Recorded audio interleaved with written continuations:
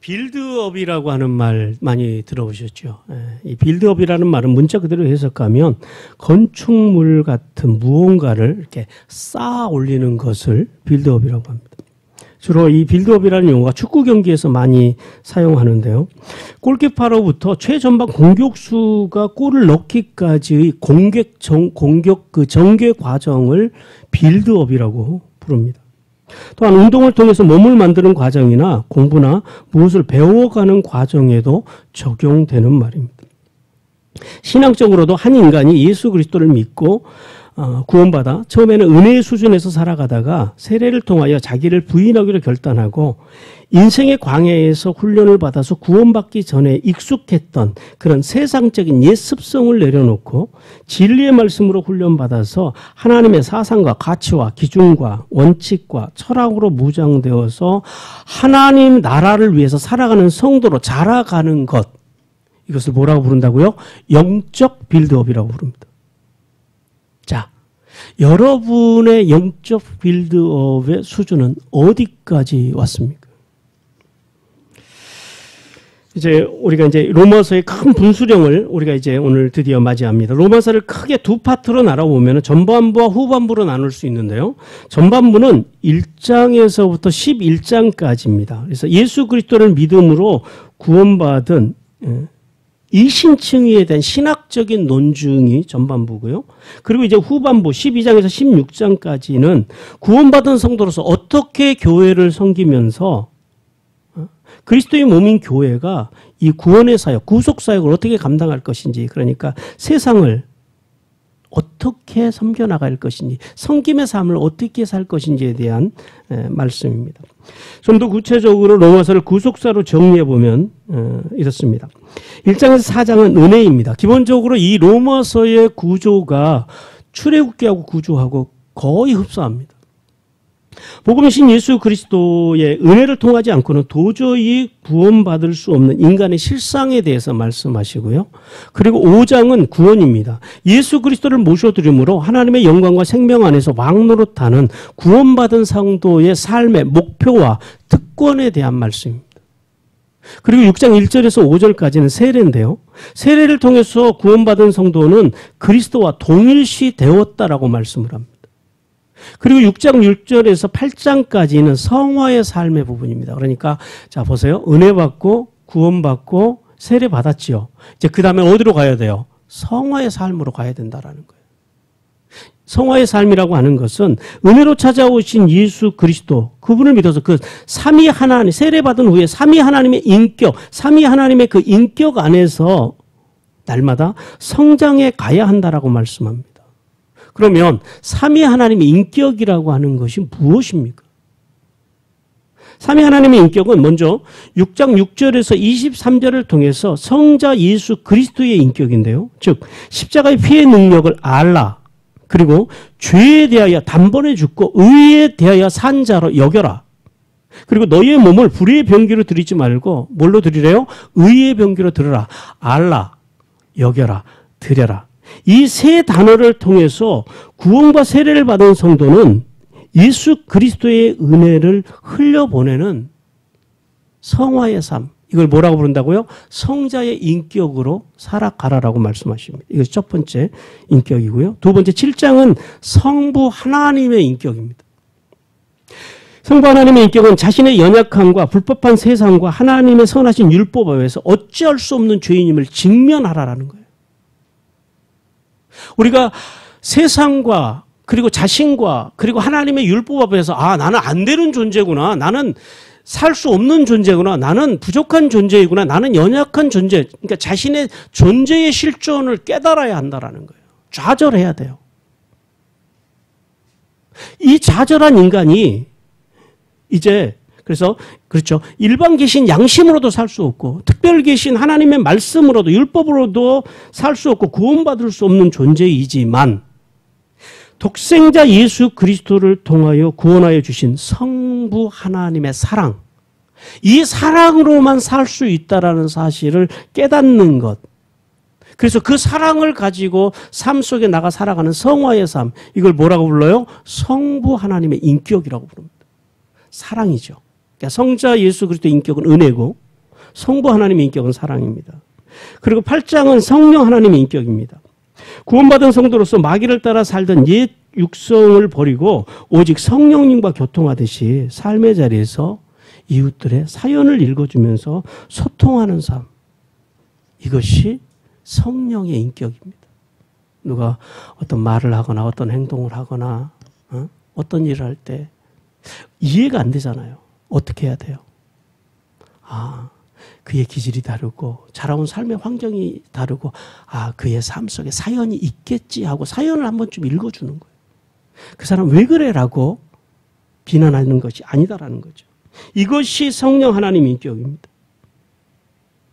그리고 이제 주님께서는 이제 지난주까지 9장에서 11장을 통해서 실패한 이스라엘에 대해서 말씀하십니다. 구원받은 성도는 율법의 완성이자 복음으로 오신 예수 그리스도를 고절하고 도저히 죄로 물든 인간이 온전히 이룰 수 없는 구약의 그 율법, 옛 율법을 가지고 그것을 가지고 구원을 이루려고 하는 이 교만에 빠져버린 이스라엘. 그래서 그 교만 때문에 복음으로 오신 예수 그리스도를 거절하고 그래서 구원에서 멀어져 실패한 이스라엘. 그들을 교훈 삼아서 동일한 실패를 하지 말고 하나님의 교회를 잘 세워서 돕고 세우고 살리는 삶을 살아가라고 말씀하시는 것이 바로 이 9장에서 11절입니다. 그래서 먼저 9장에서는 이스라엘의 과거, 즉 아브라함으로 시작하여 주권적으로 하나님께서 그들을 선택하셨다라고 말씀합니다. 그리고 10장에 와서는 현재의 이스라엘. 그런데 주권적으로 선택한 그 이스라엘의 현재, 그러니까 이 현재는 사도 바울이 활동하던 시대입니다. 이 로마서가 쓰여지던 그 현재, 그 현재에 대부분의 이스라엘은 하나님의 의로우신 예수 그리스도를 거절해서 복음에서 멀어져 갔다라는 거예요. 근데 지금도 그 현재는 여전히 지금 흘러오고 있잖아요. 그리고 11장에서는 이스라엘의 미래입니다. 복음으로 온전해진 그리스도인들이 충만하게 될 때 하나님께서는 언약의 백성인 이스라엘을 결코 포기하지 않으시겠다라는 거예요. 하나님의 때가 되면 그들이 실패한 이스라엘이지만 그들이 아브라함으로부터 흐르는 언약을 가지고 살아가는 언약 백성이기에 그들을 하나님께서 다른 이방인들보다 특별히 그들은 하나님께서 다시 이제 회복시키실 것이라고 말씀합니다. 그리고 이제 드디어 12장, 두 번째 파트인 12장부터 16장은 구원받은 성도가 삼위 하나님의 인격으로 세워가야 할 교회의 모습에 대해서 말씀합니다. 먼저 12장은 어떻게 예수 그리스도의 몸인 교회를 만들어갈 것인가. 그리고 13장은 그리스도의 몸인 교회가 어떻게 세상을 섬길 것인가. 그리고 14장은 그리스도의 몸인 교회가 어떻게 연약한 사람을 섬길 것인가. 그리고 15장은 그리스도의 몸인 교회가 어떻게 이방인들을 섬길 것인가. 그리고 16장은 그리스도의 몸인 교회의 완성을 통해서 어디까지 흘러가요? 복음의 영향력이 만물에게까지. 만물에게까지 충만하게 흘려보내라고 주님께서 말씀하십니다. 자, 이제 오늘 하나님께서 오늘 본문 말씀을 통해서 은혜로우신 예수 그리스도를 믿음으로 구원받아 세례를 통하여 예수님과 연합되어 이제 성화의 삶, 즉 삼위 하나님의 인격으로 성숙해 가야 한 성도가 살아가야 할 첫 번째 삶의 현장. 오늘 그 삶의 현장을 하나님께서는 교회라고 말씀하십니다. 즉 구원받은 성도가 이제 첫 번째로 감당해야 될 사역이 교회라는 거예요. 그 교회를 섬기는데 그리고 우리 삶의 자리에서 우리가 살아가는 데 있어서 아주 중요한 이제 중요한 원리를 우리에게 이제 오늘 본문을 통해서 말씀하십니다. 오늘 본문을 통해서 하나님의 이제 두 가지 음성을 듣도록 하겠는데요. 첫 번째는 오늘 1절과 2절 말씀을 통해서 구원받은 성도는 삶으로 하나님께 영광을 돌려야 한다라고 말씀하십니다. 1장에서 11장까지 인간이 의로워질 수 있는 길은 오직 복음이신 예수 그리스도를 믿음으로만 가능하다라고 말씀합니다. 그러면 성도가 무엇으로 하나님 앞에 영광을 돌릴 것인가에 대한 이 질문에 대한 답을 오늘 본문 속에서 주고 계시는데요. 그 첫 번째는 너희의 몸을 거룩한 산 제물로 드리라라는 말씀입니다. 구원받은 상도의 대원칙, 그러니까 1장에서 11장까지 믿음으로 구원받음에 대해서 또 실패한 이스라엘이 왜 그들이 실패했는지 믿지 않아서 실패했음에 대해서 말씀하시면서 이제 믿음으로 구원받은 우리가 이제 구원의 문제는 끝났어요. 이제부터는 구원받은 우리가 어떻게 살아가야 하냐라는 거예요. 그 첫 번째 대원칙이 뭐냐면 바로 자신의 몸을 산 제물로 드리는 것이며 이것을 오늘 본문에서는 뭐라 그러냐면 이것을 영적인 예배라고 그럽니다. 그 영적인 예배를 통해서 하나님 앞에 영광을 돌리라고 하는 거예요. 그러니까 하나님께서 이론에 대해서 말씀하시고 이제 실전으로 오면서 가장 먼저 우리에게 언급하신 우리가 지켜야 할 원칙이 뭐예요? 예배입니다. 하나님께서 믿음으로 의롭다고 칭함을 받고 삼위 하나님의 인격으로 성화의 삶을 살아가는 성도들에게 하나님께서 어떤 마음으로 말씀하시냐면요. 오늘 여기 보니까 본문에 보니까 하나님의 모든 자비하심으로 그럽니다. 이 자비라고 하는 단어가 우리가 잘 아는 것처럼 그 히브리어로 라움입니다. 그러니까 영어로 멀시의 은혜입니다. 무슨 말씀이냐면 하나님께서 어떤 마음을 가지고 지금 우리에게 말씀하시냐면 해산의 고통을 통해서 생명을 낳고 사랑스러운 아기를 바라보는 그 어머니의 마음, 그 마음을 가지고 하나님께서 우리에게 말씀하시면서 우리에게 뭐라고 말씀하시냐면 너희의 삶의 자리에서 하나님 앞에 영광을 돌리는데 어떻게 돌리냐면 너희의 몸을 하나님 앞에 살아있는 산 제물로 드리는 것이요. 이것이 영적인 예배고 이 영적인 예배라고 하는 단어가 우리가 어떤 생각하는 것처럼 우리가 생각하는 어떤 그런 영적인 게 아니라 원문에 보면요. 합리적이고 이성적인 예배다. 이렇게 번역이 됩니다. 합리적이다, 이성적이다 이런 말이에요. 영적이란 말이에요. 그러니까 그런 예배가 삶으로 드리는 예배가 이것이 하나님 보시기에 합당한 예배라는 거예요. 우리가 한 시간 교회에 와서 앉아있다고 해서 그것이 예배가 아니다라는 거예요. 우리가 어떤 신비를 경험해서 그것만이 꼭 예배는 아니다라는 거예요. 우리의 삶으로 하나님 앞에 드려지는 것. 그러면 하나님께서 자신의 몸을 드려야 한다라고 말해요. 우리의 몸을 드려야 한다고 하는데요. 이것이 어떤 의미인지를 우리가 먼저 알아야 됩니다. 우리 고린도전서 6장 20절 같이 읽습니다. 값으로 산 것이 되었으니 그런즉 너희 몸으로 하나님께 영광을 돌려. 고대 이스라엘 사람들은 자신의 죄를 처리하기 위해서 어떻게 했어요? 짐승을 성전으로 이제 끌고 와서 그리고 그 짐승의 머리에 안수를 해요. 안수하는 행위가 뭡니까? 내 죄를 이 동물에게 전가시키는 거예요. 얘에게 모든 죄를 내가 주는 거예요. 그래서 교회에서 함부로 성도들 간에 안수를 못하게 하는 이유가 거기에 있습니다. 내 죄가 상대방에게 넘어가는 거예요. 소 입장에서는요. 그 사람이 안수한 사람의 입장에서 그 사람의 죄가 나한테로 넘어오는 거예요. 물론 이제 복이 또 넘어가기도 하고 복이 또 넘어오기도 하고 이런 개념도 있습니다만은 어쨌든 그렇게 해서 그 짐승을 도살해서 그 짐승을 화재 불로 태워서 하나님 앞에 드립니다. 그런데 이제 예수님께서 몸소 성육신 하셔서 그 귀하고 보배로운 몸을 십자가에서 인간의 모든 죄를 위해서 이제 제물로 이제 드려주심으로 인해서 우리 인류의 죄, 곧 나의 죄가 어떻게 됐어요? 단번에 영원히 온전하게 처리되었다라는 사실입니다. 그 결과로 이제 우리는 더 이상 피의 제사를 드리지 아니하고 예수 그리스도를 믿어 구원받은 성도로서 이제 주님께서 맑게, 밝게, 깨끗하게, 온전히 처리해 주신 이제 죄가 처리되었기 때문에 이제 거룩한 하나님의 백성으로 이제 우리의 몸의 예배를 드려야 된다는 거예요. 우리의 삶의 예배를 드려야 한다는 말이에요. 이제 우리는 거룩한 존재가 되었습니다. 그래서 예전처럼 이제 우리의 죄를 짐승에게 전가시키고 이런 걸 안 해도 돼요. 예수님께서 이미 십자가에서 디바인 익스체인지 다 하나님께서 가져가셨다는 거예요. 십자가에서 우리의 죄와 영원한 생명이 교환이 된 거예요. 마틴 루터는 이 교환을 뭐라고 그랬다고요? 즐거운 교환이라고 했습니다. 그 교환이 일어났다라는 거예요.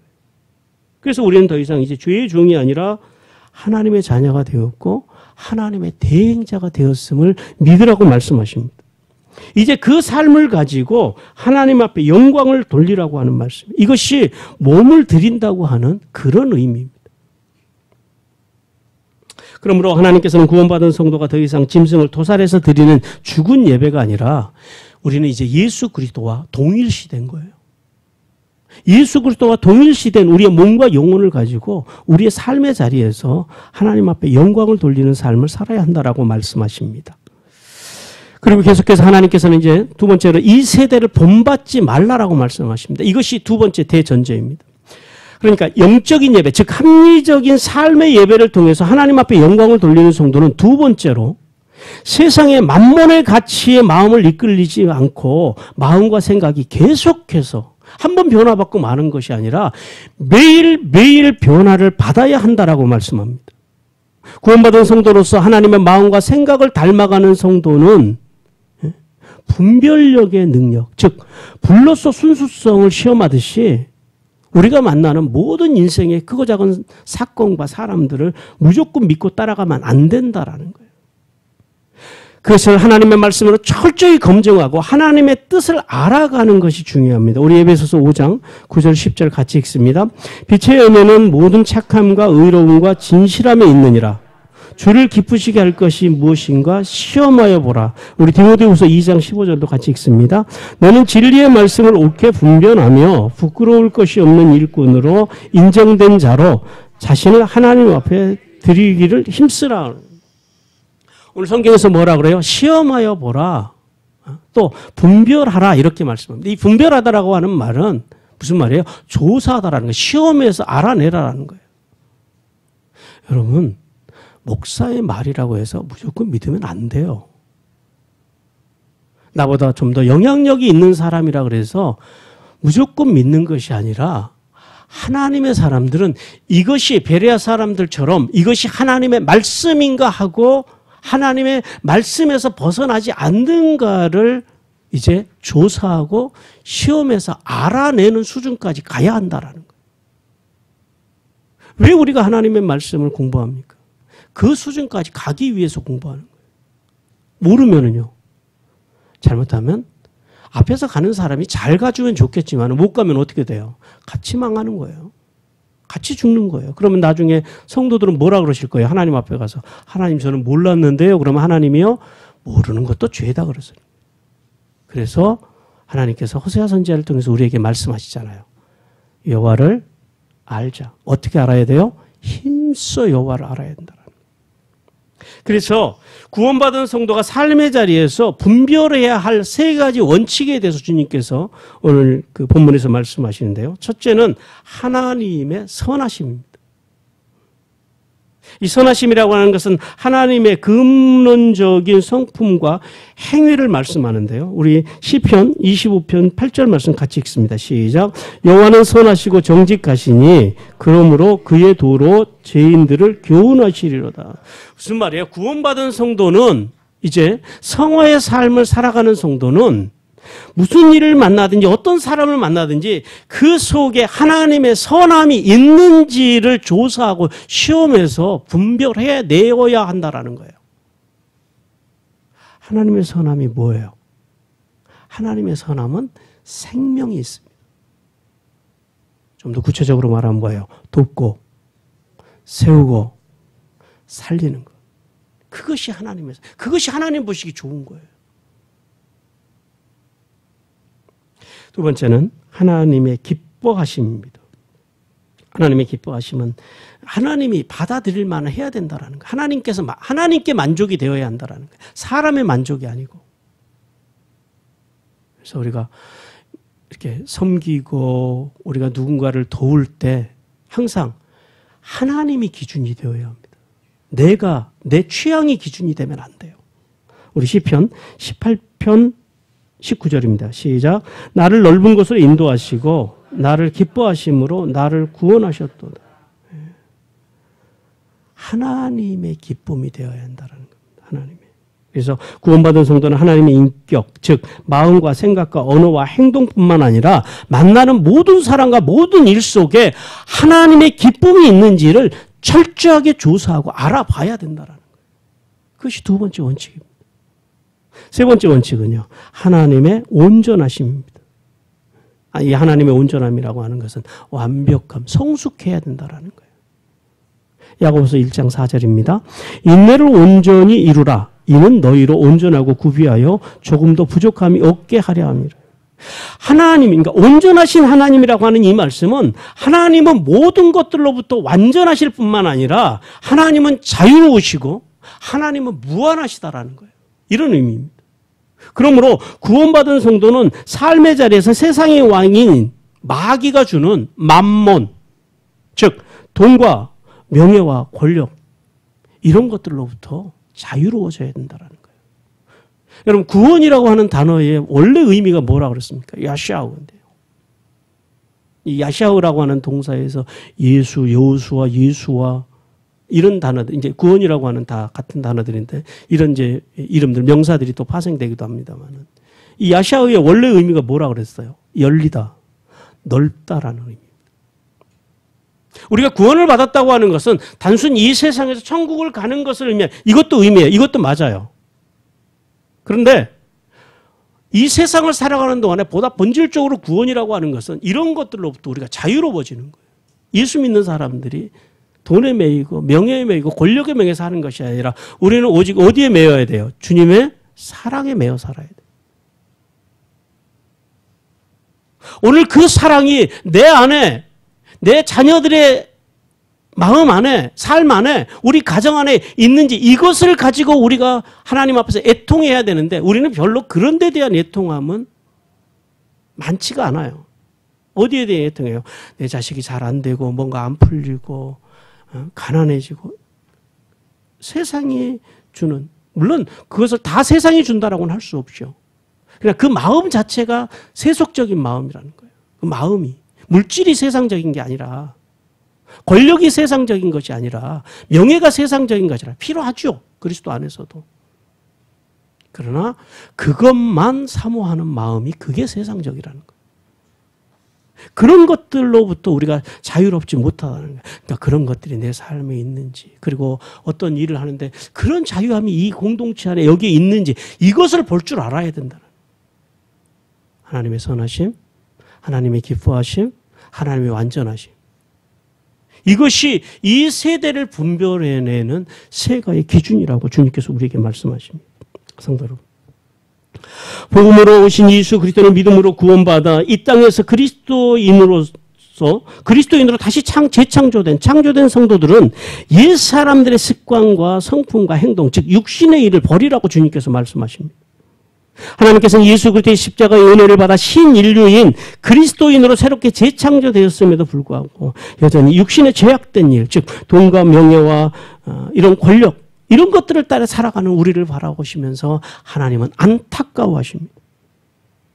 그러면서 하나님께서 우리에게 너희는 실패한 이스라엘처럼 방치의 형벌을 받아서 구원에서 멀어지지 말고 예수 그리스도의 사랑 안에서 삼위 하나님의 인격을 닮아 말씀 안에서 진리 안에서 승리하는 삶을 살아가라고 주님께서 우리에게 말씀하십니다. 그러므로 구원받은 성도는 자신과 사람의 기쁨을 위해서 살지 말아야 합니다. 우리는 오직 우리를 사랑하셔서 우리에게 자신의 뭔가 모든 것들을 내어주신 예수 그리스도, 그분을 보내신 하나님의 선하심과 기뻐하심과 온전하신 뜻을 깨달아서 하나님 앞에 영광을 올려드리는 삶을 살아라고 주님께서 우리에게 말씀하십니다. 하나님께서는 성도가 삶의 자리에서 늘 하나님의 주권을 인정하고 먹든지 마시든지 무엇을 하든지 하나님의 영광을 위하여 자신의 삶을 하나님께 내어드리는 예배, 그 영적인 예배, 그 합당한 예배를 통해서 하나님 앞에 더욱 영광 돌리라고 말씀하십니다. 성도 여러분, 구원받은 성도로서 우리가 매일 말씀과 기도와 예배를 통해서 그리스도의 인격으로 성장해 가야 합니다. 무슨 일을 만나든지 우리의 기준이 뭐예요? 거기에 하나님의 선하심이 있는지, 하나님의 기뻐하심이 있는지, 하나님의 온전함이 있는지를 어떻게 해요? 시험해서, 조사해서 알아보고 바로 믿고 바로 살아가는 현명한 하나님의 사람들이 되어서 하늘의 복과 땅의 복을 받으라고 주님께서 우리에게 말씀하십니다. 이제 하나님께서는 이제 3절부터 13절까지를 통해서 이 합당한 예배자들, 이 예배자들이 이제 산 제물로 하나님 앞에 드려지고, 그래서 이제 이 산 제물로 하나님 앞에 합당한 예배를 드리는 예배자들이 그리스도의 몸인 교회를 위해서 실천해야 할 바른 자세에 대해서 말씀하십니다. 오늘은 그 바른 자세에 대해서 첫 번째로 하나님께서 우리에게 구원받은 성도는 교회 안에서 한 지체임을 알아야 한다라고 말씀합니다. 자, 교회의 비밀은 뭐라고요? 함께입니다. 함께. 우리는 그리스도 안에서 다 하나라는 거예요. 한 지체라는 거예요. 이것을 알아야 된다라는 거예요. 예수 그리스도를 믿음으로 구원받아 그리스도의 몸인 교회를 세우고 섬겨야 할 성도는 그래서 먼저 오늘 3절 말씀을 보니까 이렇게 말씀해요. 믿음의 분량대로 생각하라라고 말씀합니다. 하나님께서는 성도가 교회를 세우고 섬기기 위해서 먼저 마땅히 생각할 그 이상의 생각을 품지 말라라고 말씀합니다. 이 말씀을 원문으로 직역을 하니까 이렇게 돼요. 반드시 생각하여야 할 이상으로 자신을 너무 높이 평가하지 말라라는 것입니다. 한마디로 뭐예요? 교만하지 말라라는 말이에요. 그 말씀을 이렇게 쭉 풀어서 말씀해 놓았습니다. 우리 빌립보서 2장 3절 같이 읽습니다. 아무 일이든지 다툼과 허영으로 하지 말고 오직 겸손한 마음으로 각각 자기보다 남을 낮게 여기고. 하나님께서는 구원받은 성도는 하나님께서 친히 보여주신 그 겸손의 모범을 따라서 다른 사람을 나보다 낮게 높게 여기고 자신을 낮추는 삶을 살아가라라고 말씀하십니다. 그리고 계속해서 주님께서는 믿음의 분량대로 지혜롭게 생각하라고 말씀하십니다. 이 말씀도 원문으로 직역해 보면 이렇게 됩니다. 오히려 하나님께서 각 사람에게 나누어 주신 믿음의 분량을 따라서 믿음의 분량을 하나님께서 각 사람에게 나눠 주셨다. 그러니까 하나님이 나눠 주셨다라는 거예요. 그 믿음의 분량을 따라서 건전한 마음. 오늘 성경에서는 뭐라 그래요? 그 지혜롭게라고 하는 말입니다. 지혜롭게. 이 지혜롭게라고 하는 말이 건전한 마음, 튼튼한 마음을 가지도록 한번 생각하고 마는 것이 아니라 어떻게 하래요? 계속해서 생각하라는 거예요. 계속해서. 그러면은 믿음의 분량이라는 게 뭡니까? 믿음의 분량이라고 하는 것은 하나님께서 우리 각 사람에게 주신 영적인 은사나 능력을 믿음의 분량이라고 합니다. 그런데 중요한 것은 이 하나님께로부터 받은 이 능력과 은사가 각자 다르다라는 거예요. 그래서 어떤 사람은 어떤 분야에서 다른 사람들보다 어떤 은사나 능력을 좀 더 받은 사람이 있어요. 받은 성도들이 있어요. 이런 성도들은 스스로 교만해져서 자신을 높이 평가하지 말고 겸손하게 하나님의 나라와 하나님의 교회와 하나님의 사람들을 위해서 때로는 앞에서 때로는 뒤에서 자유롭게 섬길 줄 알아야 된다는 거예요. 왜냐하면 어떤 분들은 자기가 기준이에요. 그래서 나는 하나님이 주신 능력과 이 은사를 가지고 저는 앞장서서 일하겠습니다. 이렇게 말씀하시는 분들이 있고요. 또 어떤 분들은 나는 뒤에서만 다른 사람들이 하실 수 있도록 서포트하는 역할만 하겠습니다. 그래요. 근데 하나님께서는 그러지 말라라는 거예요. 하나님께서 앞에 세우시면 앞에서, 하나님께 뒤에 세우시면 뒤에서, 너의 포지션을 너가 정하지 말고 내가 정해주는 곳에서 때로는 앞에서 때로는 뒤에서 하나님께서, 이게 이제 하나님의 사람들이 성숙해 가야 될 부분이에요. 자유롭게 하나님께서 세우시는 그곳에서 가서 그 은사와 재능을 가지고 하나님의 나라와 하나님의 교회와 하나님의 사람들을 섬기라는 거예요. 반대로 또 어떤 사람들은 다른 사람들과 그 어떤 분야에서 다른 사람들보다 능력이나 은사가 적다고 생각하는 사람들도 있어요. 그런 사람들은 불평하고 불만하지 말고 겸손하게 자기가 가지고 있는 그것을 가지고 1달란트면 1달란트, 2달란트면 2달란트, 5달란트는 5달란트, 각자의 자기 영역을 가지고 자기 하나님의 주신 그 믿음의 분량을 가지고 자신의 능력과 은사를 활용해서 그리스도의 몸인 교회와 하나님의 사람들을 성실하게 섬기라는 거예요. 이것이 하나님의 지혜입니다. 이 지혜를 받는 성도들이 되라고 주님께서 말씀하십니다. 그리고 이제 계속해서 마지막 4절과 5절을 통해서 구원받은 성도는 그리스도 안에서 한 몸이라고 말씀합니다. 이 지체라고 하는 말은 몸을 구성하는 우리가 다 요소들이라는 거예요. 구원받은 성도가 스스로 과대평가하지 말고 사력 있고 절제 있는 삶을 살아야 하는 이유는 바로 우리 각 사람, 성도 각 사람이 그리스도의 몸인 교회를 이루는 지체들이며 또한 교회 안에서 각자의 역할과 각자의 직분이 다르다라는 사실 때문입니다. 하나님께서는 인간의 몸 안에는 눈과 귀의 역할이 다르고 또 코와 입의 역할이 다르고 손과 발의 역할이 다르듯이 성도가 그리스도의 몸인 교회 안에서 각자의 역할이 다르다라고 말씀합니다. 이것을 알아야 된다라는 거예요. 그래서 어떤 사람들은 하나님 왜 나는 저 사람처럼 저렇게 못합니까? 아니요. 하나님께서 그 분야에 대해서는 그 사람처럼 못하지만은 또 다른 분야에서는 그 사람 이상으로 할 수 있도록 하나님께서 이미 우리에게 재능과 달란트를 주셨음을 믿으라고 주님께서 말씀하십니다. 우리 민수기 16장 9절을 제가 읽고 10절을 여러분이 읽고 11절은 같이 읽습니다. 이스라엘의 하나님이 이스라엘 회중에서 너희를 구별하여 자기에게 가까이 하게 하사 여호와의 성막에서 봉사하게 하시며 회중 앞에 서서 그들을 대신하여 섬기게 하심이 너희에게 작은 일이겠느냐.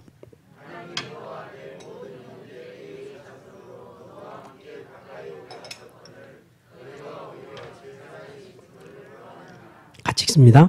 이를 위하여 너와 너의 무리가 다 모여서 여호와를 거스리는도다. 아론이 어떤 사람이기에 너희가 그를 원망하느냐. 이게 무슨 말씀이냐면요. 이 레위 지파의 유력한 그 이제 세 개의 자손들이 있습니다. 그 중에 그 모세와 아론이 고핫 자손 출신이거든요. 하나님께서 이 고핫 자손들에게 지성물을 맡아서 그 지성물을 관리하도록 그런 사명을 주셨습니다.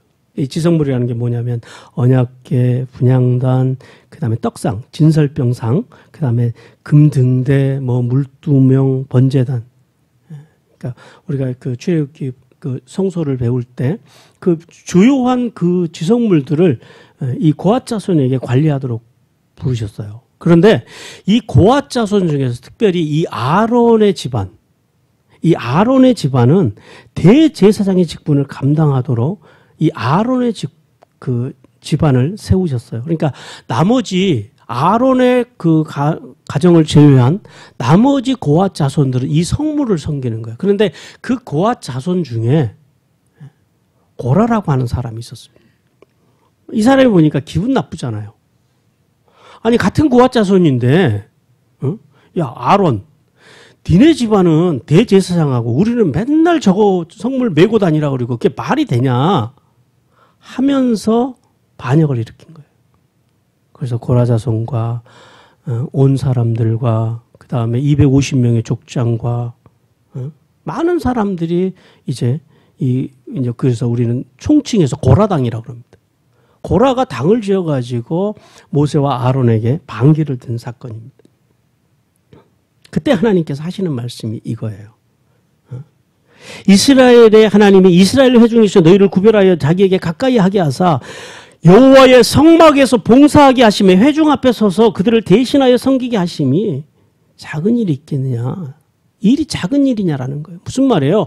하나님의 교회 안에는 크고 작음, 높음과 낮음이 없다라는 하나님의 말씀이에요. 대제사장이라 그래서 더 높고 성물을 운반하는 사람이라서 더 높고 이런 개념이 아니다라는 거예요. 이것이 하나님의 나라의 개념이 아니다라는 거예요. 오늘날 우리 한국 교회에 이런 사고가 그대로 들어와 있잖아요. 교회 안에서 누가 제일 높은 사람이에요? 네, 목사님. 사실일까요? 그 다음에 목사님 버금가에게 높은 분이 누구예요? 네, 장로님. 그 다음에 높은 사람은요? 네, 교회 재정을 맡은 분들. 아니다라는 거예요. 그것은 직분이지 그것이 무슨 높고 낮음이 아니다라는 거예요. 대제사장이라고 해서 내가 대제사장인데 쉽게 말해서 목사님들이 내가 목사인데 감히 평신도가 내 말에 토를 달어? 저도 할 수 있지요. 교회가 뭔가 변혁이 일어난다는 건 뭐냐면 누군가가 거기에 대해서 이야기를 했다라는 거예요. 무슨 말이에요? 교회의 비밀이 뭐라고요? 함께. 함께라고 하는 말은 하나님 앞에서 하나님의 사람들이 다 예수 그리스도 안에서 동등하다라는 거예요.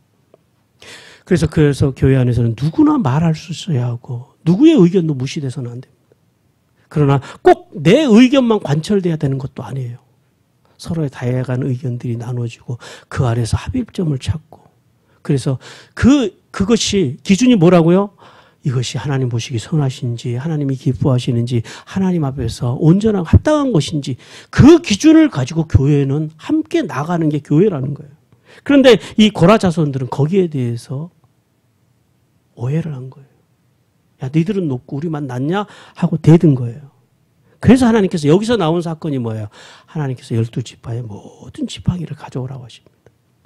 그리고 지팡이를 놓고 아론의 지팡이에서 살구 잎이 나고 살구꽃이 피고 살구 열매가 맺게 하십니다. 무슨 말이에요? 내가 준 리더십이다. 사람이 세운 게 아니라 내가 세운 리더십에 순종해라. 순종이 아니면 복종이라도 하고 복종이 아니면 맹종이라도 해라. 이게 그 메시지가 그 아론의 지팡이 속에 담겨있는 하나님의 메시지입니다. 하나님이 세우신 리더십. 존중하라라는 거예요. 그것이 뭐 높고 낮음 내가 그 사람보다 못해서가 아니라 그것은 질서라는 거예요. 질서. 그런데 재밌는 것은 이 범죄에서 하나님께서 성경에서 유일무이하게 삼중 심판을 내리십니다. 불로, 지진으로, 그리고 연병으로. 한 번도 하나님께서 그래 보신 적이 없거든요. 우리 고린도전서 12장 4절부터 6절까지 같이 읽습니다. 시작.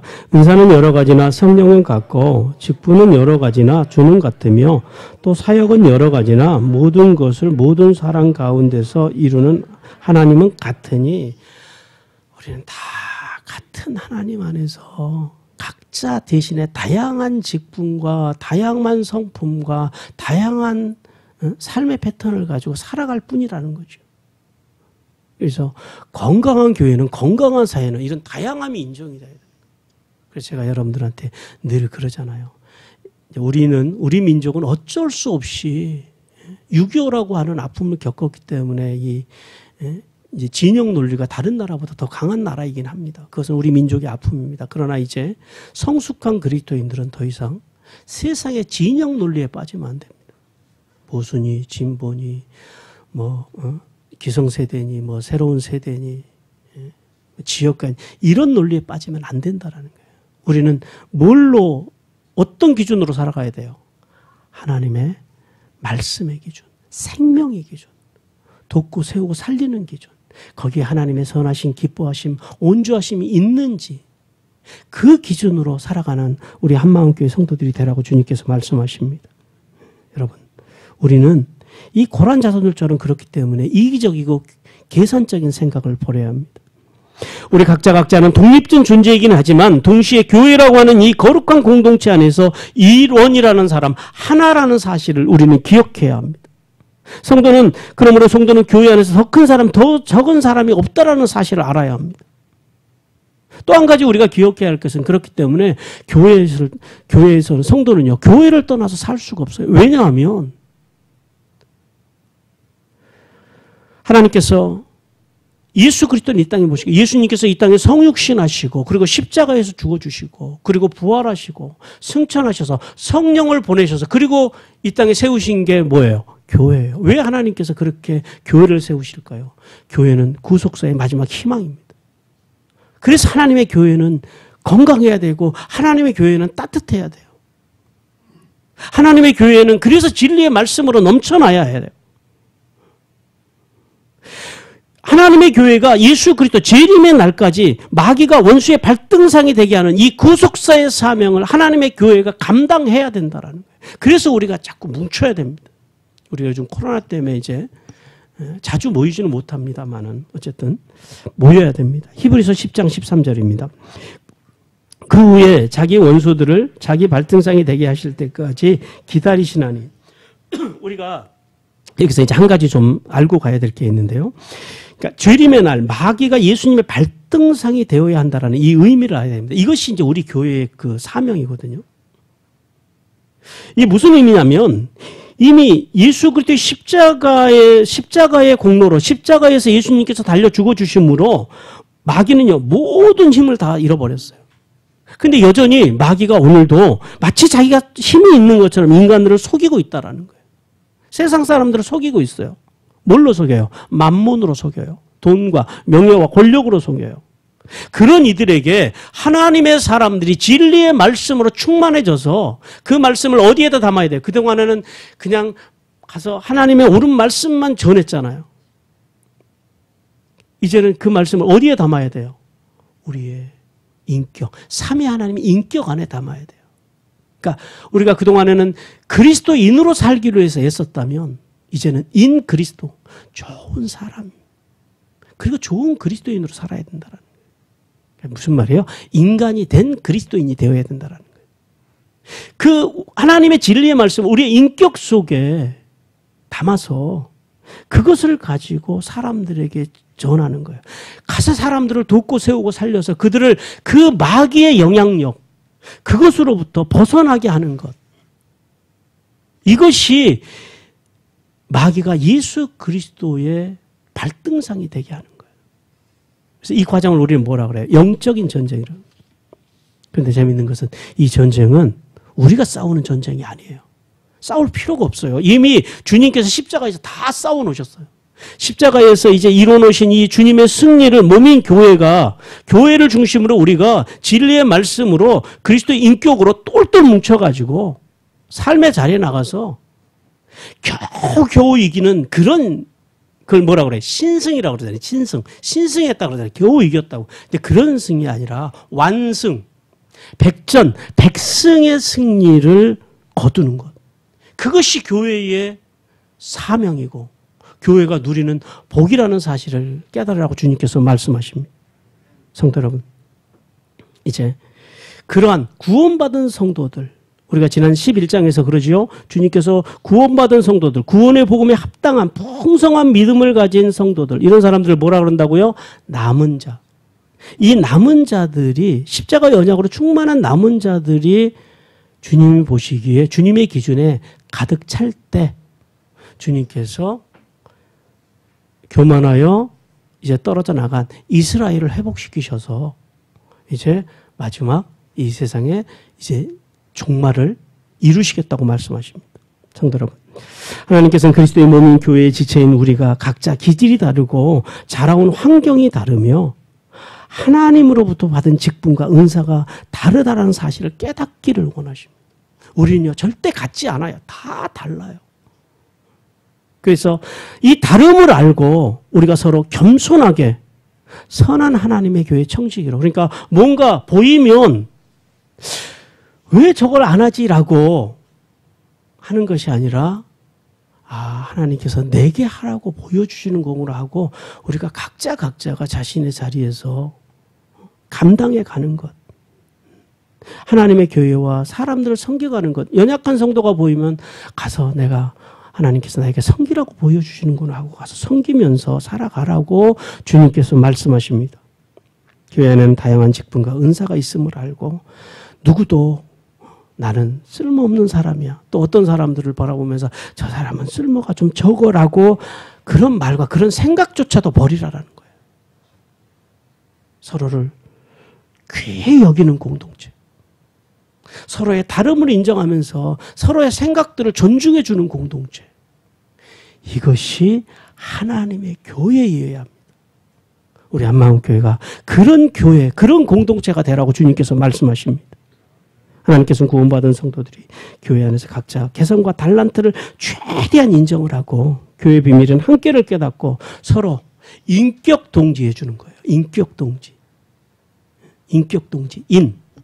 인정해 주는 거예요. 그 사람이 있는 그대로 그냥 칭찬하고 인정하고는 다릅니다. 칭찬은 그가 뭘 잘했을 때 해주는 게 칭찬이잖아요. 인정은요, 그의 있는 그대로 인정해 주는 거예요. 약하면 약한 대로, 좀 잘하면 잘하는 대로. 여러분 가정에서도 자녀들을 칭찬하려고 하지 마시고 인정해 주시기를 바랍니다. 그 다음에 격려해 주는 거예요. 할 수 있어. 잘할 수 있어. 그 다음에 동기부여를 해 주는 거예요. 동기부여를. 그리고 지지해 주는 거예요. 혼자 힘들면 나한테 이야기해. 내가 도와줄게. 늘 지지해 주는 거예요. 잘하고 있습니다. 도전이 됩니다. 누가 뭐 잘하는 거 보고 시기하고 질투하는 게 아니라 이렇게 인격 동지해 주는. 이거는 교회에서 하는 게 아니라 사실 어디 가서 진짜 잘해야 돼요. 집에 가서 잘해야 돼요. 집에 가서. 원수 같은 남편이나 원수 같은 아내일지라도